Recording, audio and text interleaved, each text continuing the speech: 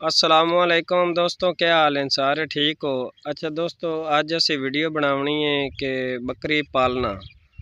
तो बकरी जनाब वाली असी पालन वास्ते कितने फ़ायदे हैं, तो पालनी चाहिए या नहीं। भाईजान, बकरी जड़ी है ना, ये एक बरकत वाला जानवर है। हज़ूर नबी करीम सल्लल्लाहु अलैहि वसल्लम ने इरशाद फरमाया कि बकरी घर पालना बरकत है। तो बकरी जड़ी है ना, वैसे भी घर बरकत हो जाती है। उस तो बाद हलाल जानवर है, वफादार जानवर है, बहुत ही प्यारा जानवर है।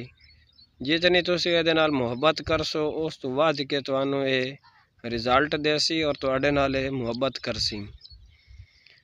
और सब तो ज़्यादा चीज़ जिहड़ी है, सानू हलाल जानवर ही पालना चाहिए।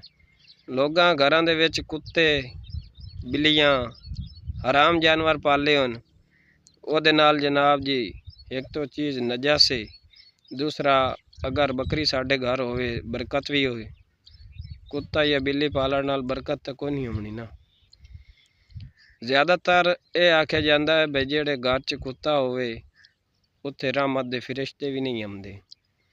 तो बकरी बहुत ही फायदेमंद चीज़ है।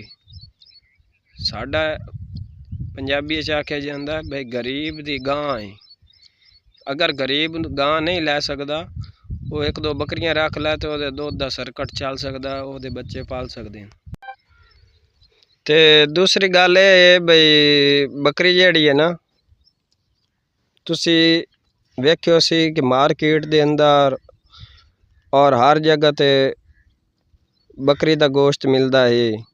बकरी दिन दे विच पता नहीं कितनी ज़बा होंदियां हैं, फिर बकरा ईद ते पता नहीं कितनी ज़बा होंदियां हैं, यानी कि गिण नहीं हो सकती इन्हां दी। और कुत्ती जिहड़ी है ते बकरी हराम ते हलाल। कुत्ती दे बच्चे होंदे न ज़्यादा तो ज़्यादा 4 5 6 8 10 12 तक भी होंदे, 10 तक भी होंदे। तो वेख लो भाई कुत्ती दे बच्चे ज़्यादा हैं लेकिन वो हराम है। तो बकरी दे बच्चे होंदे 2 3 4 5 तक 7 तक भी दे रही हैं। लेकिन ये वेख लो भाई बच्चे भी इन्हां दे थोड़े न, रेवड़ भी इन्हां दे ज़्यादा हैं। कुत्तियां दे तुसी रेवड़ नहीं देखे होने ना, इतने कुत्ते जनाब तादाद हैं जितनी तादाद बकरियां। बकरियां हज़ारां दी तादाद है। मंडियां ते घरां दे विच इलाकियां दे विच रेवड़ां दी सूरत हाल विच बकरा ईद दे नज़दीक बकरा ईद थे फिर भी इन्हां दी तादाद ज़्यादा। यही बरकत है, यही जनाब वाली बरकत है। बरकत वाला काम होंदा थोड़ा है, बच्चे इन्हां दे थोड़े हैं 2 या 3, लेकिन बरकत इन्हां दे विच ज़्यादा है। कुत्ते दे विच बरकत नहीं रखी गई। वो वेख लो बच्चे ज़्यादा हैं लेकिन वो उन्हां दे रेवड़ नहीं नज़र आवेंगे। तो बकरी पालना सुन्नत है। सारे अंबिया ने भी बकरियां चराई हैं और फ़ायदेमंद है।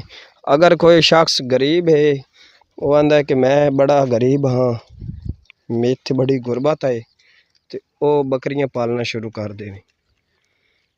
बकरियां गुरबत नूं ख़त्म कर देंदियां। जदों बकरियां तुसीं पालसो तो फिर जनाब तुहानू घर च बरकत ही बरकत होनी, गुरबत रहनी नहीं। अगर कोई ज़्यादा नहीं पाल सकता, वो अपने घर के अंदर 1 2 बकरियां भी पाल लेना बरकत लई। ज़्यादातर लोगों असीं मिले हैं, उन्होंने यही आया कि असी बकरियां पाल रहे हैं बरकत वास्ते। 1 2 बकरियां ना घर च रखियां। तो वीडियो नू लाइक ते शेयर लाजमी करना है। अगर तुहानू वीडियो अच्छी लगी होवे कमेंट से तुसी दसना।